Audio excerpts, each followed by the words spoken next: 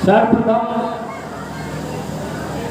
शिक्षा की ज्योति जलाने वाले कांची माली समाज में जन्मे महात्मा फुले सावित्रीबाई फुले को नमन करता हूँ। सर्वप्रथम भारत में सफाई अभियान चलाने वाले मथिया धोबी दिवाकर समाज में जन्मे संत गाडगे बाबा को नमन करता हूँ। सर्वप्रथम आरक्षण के जनक कोल्हापुर के राजा छत्रपति साहूजी महाराज को नमन करता हूँ तथा बहुजनों को इंसान बनाने वाले मसीहा डॉक्टर B.R. अम्बेडकर साहब को नमन करता हूँ। बहुजनों के नायक मानव कांतीराम साहब को नमन करता हूँ और बाल समाज में जन्मी अहिल्याबाई होलकर को नमन करता हूँ तथा निषाद समाज में जन्मे हेना कश्यप को नमन करता हूँ एवं निषाद समाज में जन्मे वीर योद्धा जी को नमन करता हूँ एवं बुंदेलखंड की शहरी देश की वीरांगना पूर्व सांसद स्वर्गीय वीरांगना फूलन देवी को नमन करता हूँ तथा सभी जाति धर्मों में जन्मे सभी संत महागुरुओं को नमन करता हूँ। आज इस भागीदारी संकल्प मोर्चा भागीदारी न्याय मोर्चा के सभी राष्ट्रीय अध्यक्षगण साथियों मैं आपका साथ लेना चाहता हूँ। आप आदरणीय बाबूराम पाल के साथ है या नहीं, हाथ उठा के बताओ जरा और तेजी से हला के बताओ। भाग तो नहीं जाओगे, चाहे आंधी आए चाहे तूफान, डटे रहोगे ना। तो कुछ लोग तो रोटी खाने निकल गए। अगर बाबूराम पाल को सत्ता शासन में पहुंचाना है तो जो हम कहें उसको आप हाँ और ना में जवाब देना। सही है हो तो है हाँ और गलत है तो नो। तो मैं बोल रहा हूँ आज से भागीदारी न्याय मोर्चा के राष्ट्रीय अध्यक्ष बाबूराम पाल के लिए जोरदार तालियां बजाइए आप लोग। तालियों में दम नहीं है, लखनऊ 400 किलोमीटर दूर है। और तेज बजाओ, बाबूराम पाल जी संघर्ष करो। आवाज में दम नहीं है, मोदी अभी सुन नहीं पा रहा है। बाबूराम पाल जी संघर्ष करो।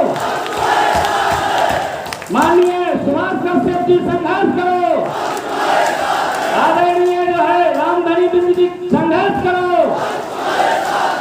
सरजीत सिंह खड़गाल जी संघर्ष करो। एनर्जी आई है, कुछ खाया है तो पचना चाहिए कि नहीं। इसी कड़ी में आप लोगों ने इन सबके लिए तालियां बजाई हैं तो एक बार हमारे सारे राष्ट्रीय प्रदेश जिला के लिए सब लोगों के लिए तालियां बजाइए। एक बार यहाँ जो है जनता जनार्दन के लिए अपने लिए तालियां बजाइए। तालियों में दम नहीं है, तेज तक बजाओ। एक बार यहाँ विराजमान पत्रकार बंधु बैठे हैं उनके लिए भी जोरदार तालियां बजाओ। यहाँ पर प्रशासन के लोग बैठे हैं उनके लिए भी जोरदार तालियां बजाओ। साथियों में मछुआरा हूँ, जब छने छनाए पानी की मछली पकड़ लेता हूँ तो मोदी योगी तो बाहर वाली खटिया है, इसे तो हम जब चार पकड़ लेंगे। लेकिन आप लोग साथ दो तब तो है। गलत कह रहा हूँ सही? तो मैं साथियों बताना चाहता हूँ, जिन लोगों को पढ़ने लिखने का अधिकार था उन लोगों ने गीता और पुराण लिख डाली और जिन लोगों को पढ़ने लिखने का अधिकार नहीं था उसने संविधान लिख डाला। साथियों मैं बताना चाहता हूं इस मंच के माध्यम से, लोहा दिया लोहार को, लोहार ने हथौड़ा बना दिया और सोना दिया अपने सुनार को, सुनार ने पायल बना दिया। और आपने 2024 में और इसके पहले वोट दिया मोदी जी को तो मोदी जी ने आपको कटोरा थमा दिया। गलत है क्या सही? तो कटोरा लेना है कि कटोरा हटाना है? गलती मोदी जी की है कि आपकी? तो सुधरेंगे कैसे 5 किलो गेहूं से, 1 सिलेंडर से? नहीं, करना क्या पड़ेगा? बाबूराम पाल जी की, सुभाष कश्यप जी की, रामधनी बिंद जी की और हमें आपकी बात मानना होगी कि नहीं? सत्ता शासन में जाने के लिए कुछ लगता है क्या? कुछ लगता है? जमीन लगती है, नोट लगता है, केवल वोट लगता है। वोट किसके पास है? पाल, प्रजापति, निषाद, कश्यप, बिंद, कुशवाहा, लोहार, बुनकर, सुनकर, कहार, तमाम मूल्यवासियों के पास वोट है। और हम अपना वोट देते काहे के लिए हैं? एक क्वार्टर में, थोड़ी बहुत गोश्त मछली में, साड़ी ब्लाउज में, ये हम कहना चाहते हैं। वो अपने बाप का थोड़ी दे रहे हैं मोदी जी और योगी जी। आपके टैक्स का पैसा है, उनके पैसे भी जब्त कर लो, उनकी शराब भी पी लो, पहली बात तो बंद करो, उनकी साड़ी भी ले लो, लेकिन जब वोट का समय आए तो वोट अपने उदय राष्ट्रवादी पार्टी के चुनाव चिन्ह तिरक को देकर के और उत्तर प्रदेश का सीएम माननीय जो है बाबूराम पाल को बना दो तो योगी मोदी 2 मिनट नहीं लगेगा और नीचे आ जाएगा। मैं गलत कह रहा हूं कि सही? अच्छा आप बताइए मुझे, अभी उत्तर प्रदेश के मुख्यमंत्री कौन है? योगी जी है ना। इसके पहले ये कहां के महंत थे? ये गोरखनाथ मच्छेंद्र मंदिर के महंत थे। जब भगवान में शक्ति है साथियों तो वहीं से कह देते तथास्तु, जाओ सभी लोग डीएमएसपी बन जाएंगे, नौकरी निकल जाएगी। तो हो जाता कि नहीं हो जाता? नहीं होता।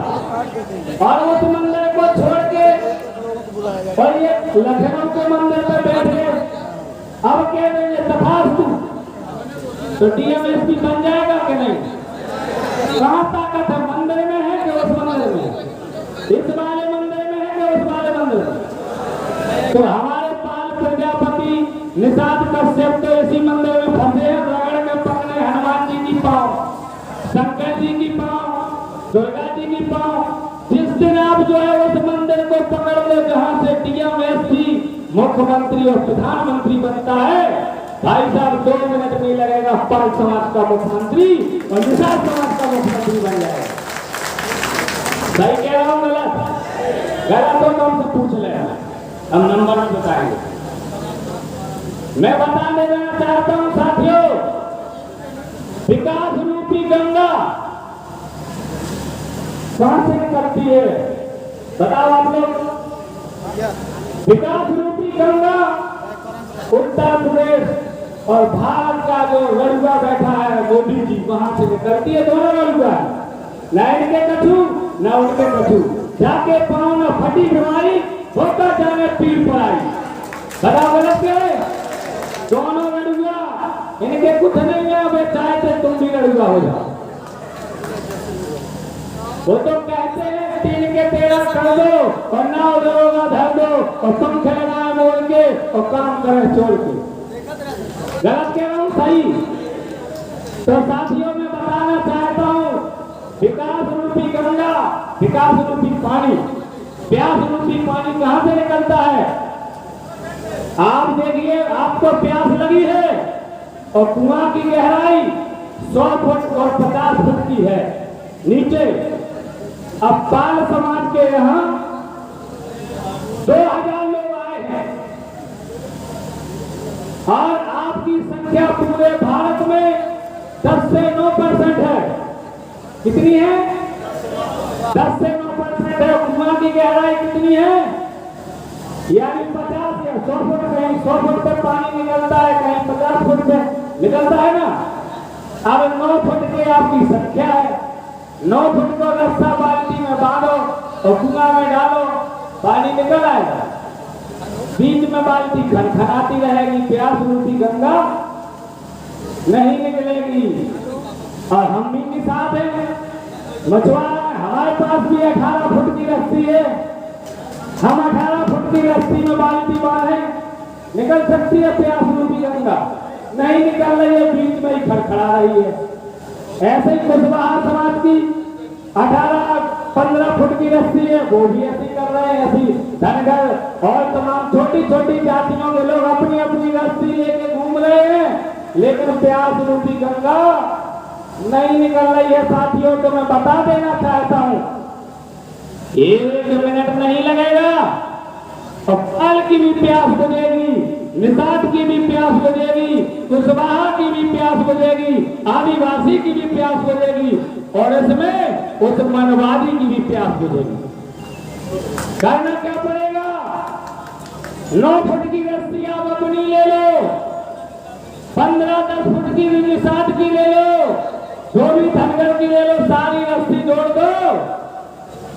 प्यास रूपी गंगा 100 फुट क्या 500 फुट नीचे भी होगी तो गंगा निकल के बाहर आ जाएगी कि नहीं? उससे सारे लोगों की प्यास निकल सकती है। लेकिन हम क्या करते हैं? हम पाल से बात करेंगे, पड़ोसी कुशवाहा से बात नहीं करेंगे। हम पाल से बात करेंगे, निषाद को पूछने नहीं जाएंगे। तो इसीलिए हम लोग पीछे रह जाते हैं। तो हम 5 भाइयों ने मिलकर के भागीदारी न्याय मोर्चा बनाया है, जिसमें नारा है, जिसकी जितनी संख्या भारी उसकी उतनी हिस्सेदारी। रोटी कपड़ा और मकान, शिक्षा सुरक्षा स्वास्थ्य वो समान। ये तब होगा जब हम सारे लोग सुई से लेकर के हेलीकॉप्टर बनाते हैं और वो लोग उस सुई और हेलीकॉप्टर का रेट तय नहीं करते हैं। रेट वो लोग तय करते हैं जो हमारे समाज पर अत्याचार अन्याय करते हैं। तो मैं चाहता हूं, बाबूराम पाल जी चाहते हैं, हमारे सुभाष जी चाहते हैं कि हम लोग एक बार सत्ता शासन पे पहुंचे और जो इस सरकार ने हम लोगों की शिक्षा बंद कर दी है, हम लोगों की दवा पे टैक्स लगा दिया है और आपकी जो बच्चा बच्ची पढ़ रहे हैं सारी वैकेंसी निकालना बंद कर दी है। ये केवल अगर कोई रोक सकता है तो वो आपका वोट रोक सकता है। साथियों, वोट को और बेटी को जो लोग बेचते हैं वो कभी अपनी समाज की और अपने आप की रक्षा नहीं कर सकते हैं। साथियों, मैं लास्ट बात और कह देना चाहता हूं, यहाँ हमारे मछुआरा जाति के लोग भी आए हैं और वीरांगना फूलन देवी के भी गांव से आए हुए हैं 25-30 लोग। तो साथियों, मैं यहाँ की जनता जनार्दन से अपील करना चाहता हूँ, हम मछुआरा जाति के लोग हैं। हमारे समाज के लोगों ने कांग्रेस और बीजेपी और सपा और बसपा को इतना वोट दिया, इस 78 साल में उन्हें मुख्यमंत्री और प्रधानमंत्री बनाया। लेकिन 26 जनवरी 1950 से आज तक निषाद समाज का, कश्यप बिंद समाज का आप जो है चलनी ले लीजिए जिससे आटा छानते हैं, एक भी डीएमएसपी कमिश्नर नहीं मिलेगा। क्या हम ऐसे डाकुओं को वोट देंगे? तो मैं अपनी समाज से कहना चाहता हूं कि आज से उन लोगों को वोट देना बंद करिए।